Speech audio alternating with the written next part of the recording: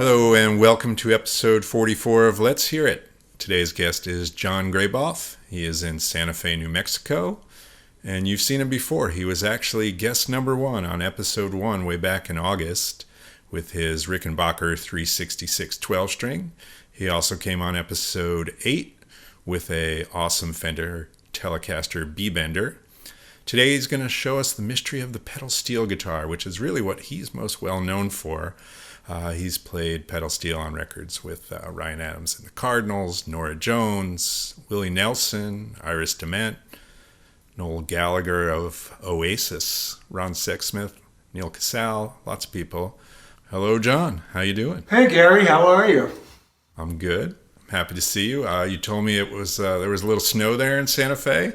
Well, we had a little snow the day before yesterday, and there's still a little bit on the ground. You know, we're over 7,000 feet here, so we get real winters. So I've got the crackling fire behind me, which is making my back really, really warm. But I'll carry on like the professional that I am. Excellent. Well, yes, we do appreciate a fire at this holiday time, and that actually. One of the reasons I wanted you to come on, not just because of the pedal steel, but you also have a Christmas album out. I think it's maybe, what year did it come out? 12 years ago? 10 years ago? Something like that. It came out quite a while ago, but it's a perennial favorite for everyone who has it. I get emails every Christmas time from people I don't even hear from for a year saying, "Playing the record, it's great, love it." So it's loved by many.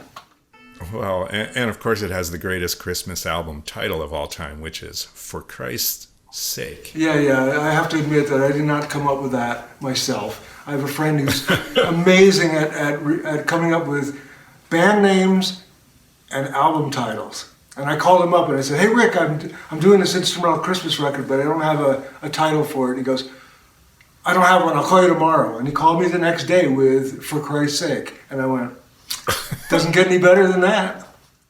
I mean, it really says what it's all about.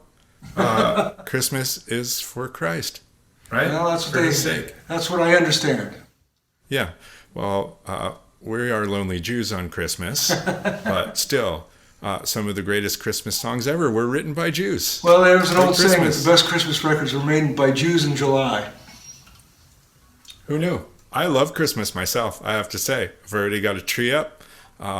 I'm excited about it all year. It's also the time that in the music world, in the music industry, we get a break. So we have like 2 or 3 weeks off, and I'm always so happy to be home. Of course, this year is much different. Yeah. Since I've had, 47 weeks off. Do we really need a break this time of year, this year? No, I don't think so. However, it is the Christmas jolly time of year, and hopefully everybody's feeling a little joy, and here we are. Yeah. All right. Well, tell me about the pedal steel. Tell me the model you have, when you got it, and let's try to unravel the mysteries of this crazy instrument. Well, before I get into a little history of the steel guitar, which I think is important to understand because I consider it the only truly American instrument. I'll explain that in a second. But this instrument was made by an individual builder who also happened to be a fantastic pedal steel player, who unfortunately is no longer with us, a guy named Jimmie Crawford. And he started this company, this JCH company, originally with John Huey, who was another legendary steel player, did all the Conway Twitty stuff, when Vince Gill first came out as a solo artist, he played all the pedal steel on his records.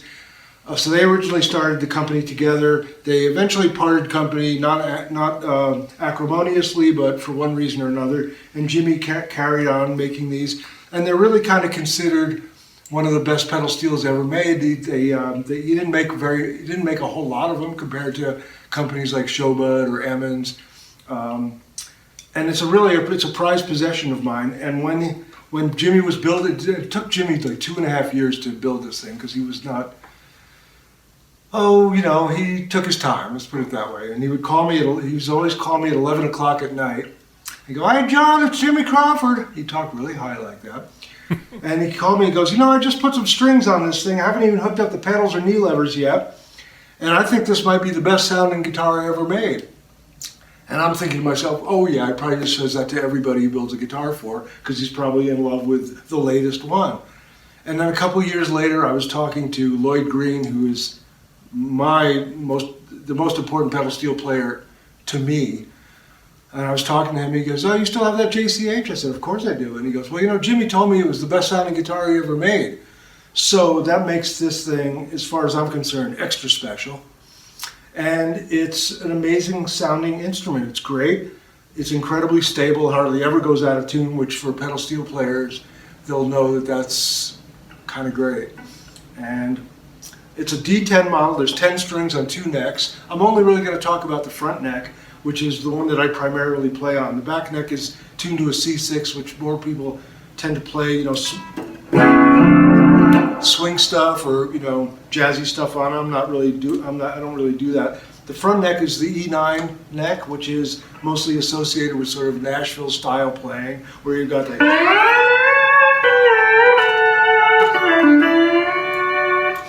that classic Nashville thing. It has 8 pedals and has 7 knee levers. And I'll explain a little bit of how that all works in a second. But let me go back for a second, because I really want to talk about the steel guitar as an American instrument. If we consider Hawaii part of America, which I do, there was a guy named Joseph Kikuyu who was the first known person to take a regular guitar, put it on his lap, tune it to an open tuning, and play it with a metal bar.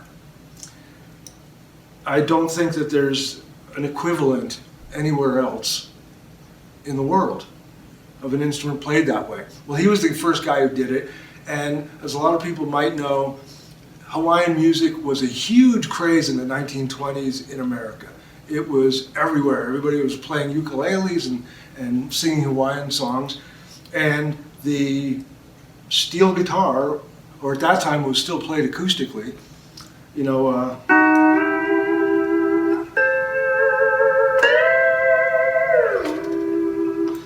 that kind of Hawaiian style became very popular, but it went through an interesting metamorphosis because it became so part of American culture, musical culture, that people tried to emulate it. And it went through a number of different filters. The country guys started playing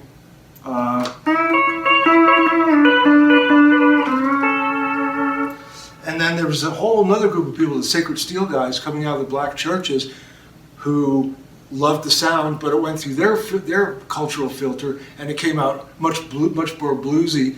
And Robert Randolph was probably the most well-known proponent of that evolution.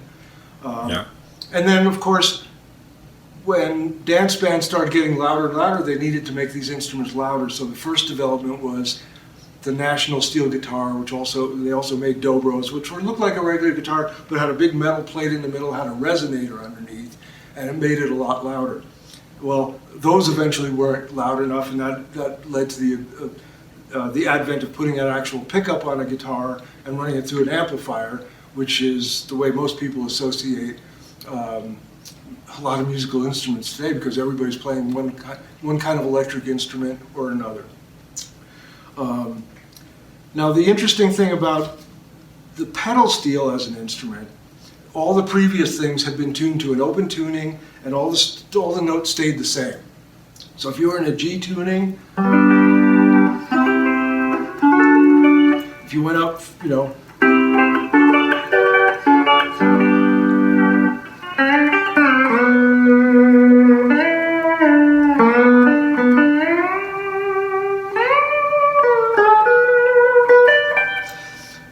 well, everybody kind of knows that sound, where it's much more of a single string approach. There was an attempt to make early pedal steels, but they tended to make them so they would actually change the tuning as opposed to individual notes. The Gibson, what's the name of that? There's a Gibson pedal steel that all the pedals are off one leg. What the hell was the name of that bottle? I don't remember. But that was basically more to change the tuning than it was to actually articulate different notes in a different musical phrase. Well, in 1954, this guy named Bud Isaacs was playing with Webb Pierce, and they recorded a song called Slowly. And the intro started, and that was, it doesn't sound like much today, but at that time it was a revolutionary change in the sound of the steel guitar, because he had one pedal that would change this note to this note and this note to this note.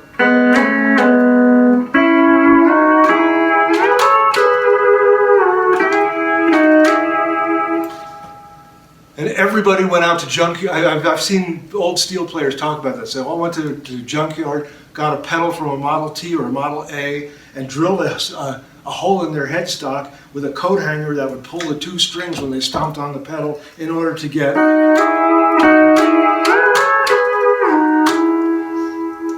Well, all of a sudden somebody, I think it was Buddy Emmons, who said, well, you know what, that does one pedal, it does two strings. If I put it on two pedals, I get three times the amount of use out of those pedals. So for example, if I hit both of them, I get the same thing that we had before, but if I play just the one pedal, I either have a sixth, or if everybody's playing an E minor, an E minor. If I play the second pedal, I get a sus4. And also you could do this.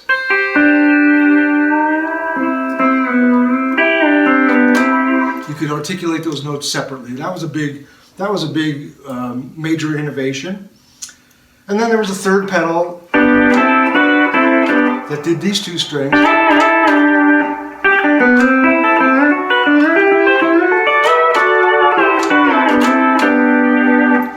And then it ended up getting a lot more complicated. Then we had the introduction of knee levers, which would, in some cases, drop a string a half step, or raise that same string a half step.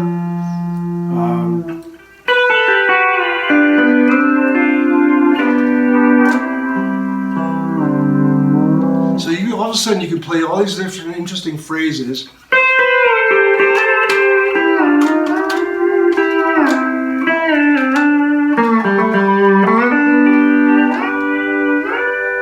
And then probably the most significant tuning change came when, well, if you're playing in the key of G with no pedals, at the third fret, all you had was this G chord or this G chord using the two pedals. Well, you were missing an inversion in the middle, and I believe it was Lloyd Green who came up with the idea of raising the fourth and the eighth string a half step, going up 3 frets, playing this A pedal and that knee lever, and all of a sudden you've got that middle inversion of a G chord. So you got, and he tells a story about it. He had just put that knee lever on his guitar, and he was in the studio, and he was doing this, just kind of playing along with it.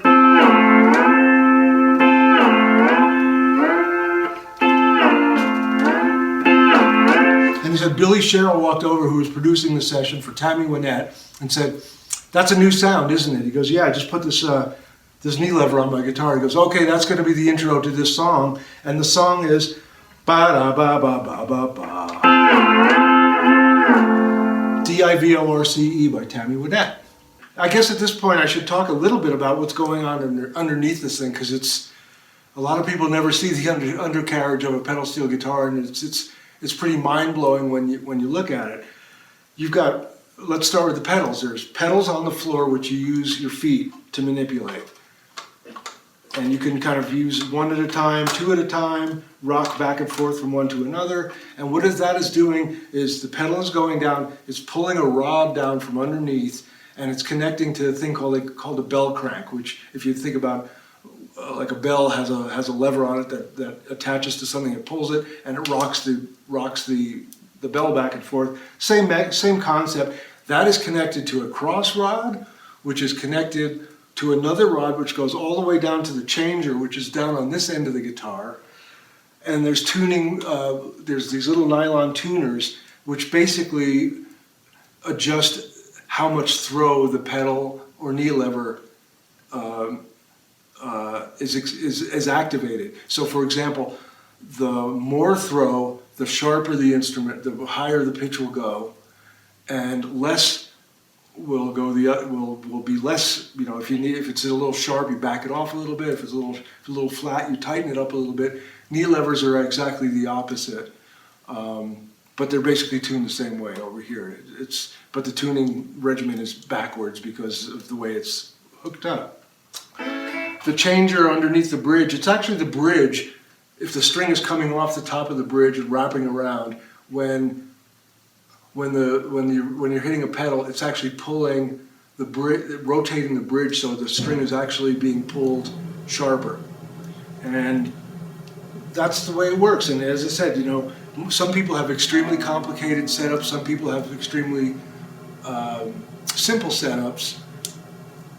So, depending on whose guitar you're looking at, you might see more stuff underneath, you might see less stuff underneath. It depends on the player, but on this instrument, you'll see what's going on underneath here. It's quite a feat of engineering, actually. Oh, it's incredible. Quite a complicated instrument to make, I'm sure. It's incredible, and the other thing that's amazing about it is I've never actually counted the number of parts, individual parts that go into making these things. But I was looking at my pedal rack on the bottom the other day, and I was going, let's see, there's 1, 2, 3, 4, 5, 6, 7, 8. There's probably 40 individual parts just on the thing that holds just the pedals and what holds the pedals to this rack on the bottom. And then you just sort of multiply it from there. I always thought to myself, if this instrument was more widely associated with different kinds of music, for example, you can go into some boutique guitar maker and you can spend $15,000 on a guitar that's hand-built, which is infinitely less complicated, especially like a solid body electric guitar. There's virtually nothing to them compared to this. But because these things have generally been associated with country music and people with more modest means, they're way cheaper than they should be, but they still are expensive because they're all hand-built.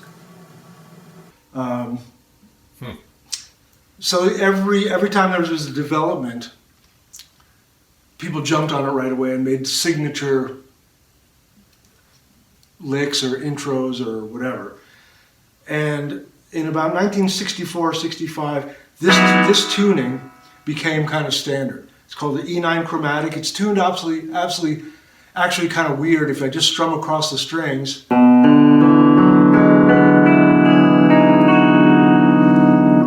However, most of it is an E chord. But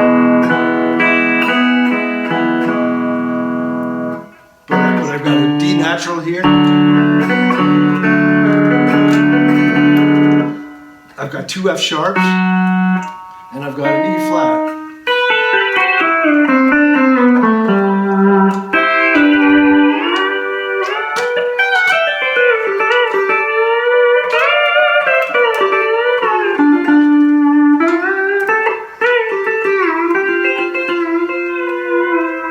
So there's a whole lot of things to remember about playing this thing. There's an awful lot of ways to make really, really bad notes if you're not really careful. It's sort of like, I like to say it's kind of like flying a helicopter, but more dangerous because you've got a lot going on underneath and also on top. And you're playing through a Fender amp? Well, right now I'm playing through my little Fender Princeton Reverb, which I think sounds really great at low volume. Of course, it would be not a whole lot of headroom if I was playing on stage with it, but I just love the way it sounds. For years I played through a black-faced Fender Twin Reverb, which sounds fantastic, but just was back-breaking to lug around. And these days when I play out, I've been playing a Milkman amp with a single 12 in it, which is, believe it or not, is the same size as my Princeton Reverb. It's 40 watts, and you can't get it to break up. So there's tons and tons of headroom, so it's sort of a perfect amp to lug around town. So obviously you were a guitar player for a long time, many years before you picked up pedal steel. How long did it take you to get up to the level where you felt comfortable playing on somebody's record or at a gig? Well, unfortunately, I have to admit that I started playing on people's records really way earlier than I should have when I go back and listen. However, my mother was a violinist, and I remember when I was a kid, I asked her how long it took her to to make a sound with a bow that sounded musical and had good tone and good attack. And she says, oh, it was at least a year before I even started making a good sound. And I think that was pretty, pretty similar with this instrument. When I first started playing, I was literally practicing 8 hours a day, every day, because I kind of knew, people knew that I played music, played guitar and stuff, but in New York City there was a real shortage of pedal steel players, so I knew that if the word had gotten out that people were going to start asking me to play, and I knew what good pedal steel playing was because I've always been a big fan of the instrument, and I didn't really want to go out and be really, really bad. I did anyway, but I tried my hardest to be able to get to to develop a good tone and intonation on these instruments is really, really tricky. And everything about the instrument is hard. For example, the right hand, the picking technique, if you pick too hard on it, you get lots of tone but no sustain because the decay is really quick. If you pick too soft, you get lots of sustain but not a lot of tone.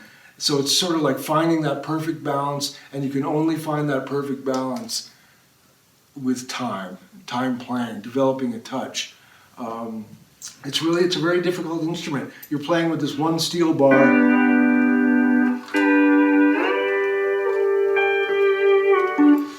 Intonation is really hard. It's something that I worked a lot on because I heard a lot of pedal steel players who played out of tune and would drive me nuts. So yeah, it took a really long time, and as I said, I started playing on people's records earlier than I should have, but I was sort of like one of the few games in town, and so I also knew that there's really no substitute for throwing yourself into the deep end of the pool and surviving. So I just went ahead and did it anyway. But I listened to some stuff I did early on, and it's pretty cringeworthy. Well, I know there is a secret album from when you were 17 and were playing mandolin in a bluegrass band in the very early 70s called Sweetgrass. Oh, you had to bring that up, did you? I did, but that's a mystery for another day. I don't know. I've never heard that record. I've seen the album cover. It's pretty erratic. Hippie bluegrass band? Well, the problem with that record, if you want to call it a problem, is that me and the banjo player were sort of interested in kind of traditional bluegrass in the Monroe Stanley Brothers kind of world, and the other two guys were not particularly well versed in that, and also wrote songs. So thematically or sound-wise, the record's sort of all over the place. And we were all very young. It was the first record any of us had ever made. It's not very good, but it's out there somewhere, Well, do you feel like playing a Christmas song? Oh, okay. How about this? I did a version of Winter Wonderland on that Christmas record, and I've been messing around with a completely different arrangement because it's that time of year. So here it is.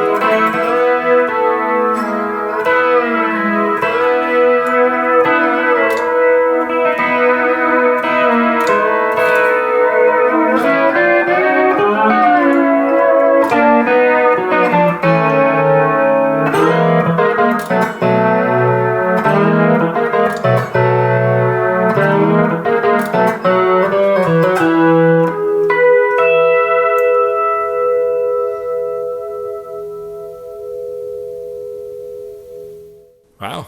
Yes, pedal steel and Christmas. It's like cowboy Hawaiian Christmas, for Christ's sake. Incredible. Well, all right. Well, man, I hope your back is not totally roasted sitting in front of that fire. No, it actually Like a feels pretty chestnut. good. I actually tried to roast some chestnuts last night, and I don't know if anyone does this, but occasionally you get a batch of them where they're all like moldy or rotted. And I went through the whole process and cooked them for 25 minutes in the oven and took them out, and they were all terrible. There were like 12 of them, and they were Oh, that's too bad, because I did some last year and they were great. I had one that was nasty, but I lucked out, I guess. And they're expensive, too, so it's a bummer.